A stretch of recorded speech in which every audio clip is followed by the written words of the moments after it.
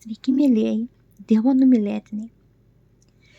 Kai Adomas ir Ieva nusidėjo Dievui, Dievas padėjo programą į jų žinojimą, į jų pasąmonę.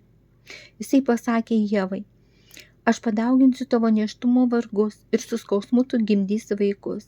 Tave trauks prie tavo vyro, o jis tau viešpataus. Adomui jis tarė, kadangi tu paklausai savo žmonos ir valgiai nuo medžio, apie kurį tau buvau sakęs, nevalgyk nuo jo, prakeikta bus žemė dėl tavęs. Verkdamas turėsi maitintis iš jos visą savo gyvenimą.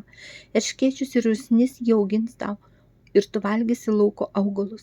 Valgysi prakaitų uždirbtą duoną, kol sugrįši į žemę, iš kurios esi paimtas. Esi dulkė ir dulkė vėl pavirsi. Ir taip ir buvo. Bet po to Dievas sakė savo tautai. Savo tautai sakė, kad jeigu tu klausysi manęs, jei atidžiai klausysi viešpaties savo Dievo balso ir vykdysi bei laikysi visus jo įsakymus, kuriuos aš tau šiandien skelbiu, viešpats tavo Dievas išaukštins tave virš visų žemės tautų, visi šie palaimai ateis ir pasivys tave. Ir po to sekė tai, ką jisai Dievas sakė, kur jisai laimins, kad laimins. Kai atgimėme iš aukšto, taip pat mums priklauso visi šitie Abraomo palaiminimai. Ir mes turime juos kasdien savo skaityti garsu, kad nauja programa mumise pasiliktų.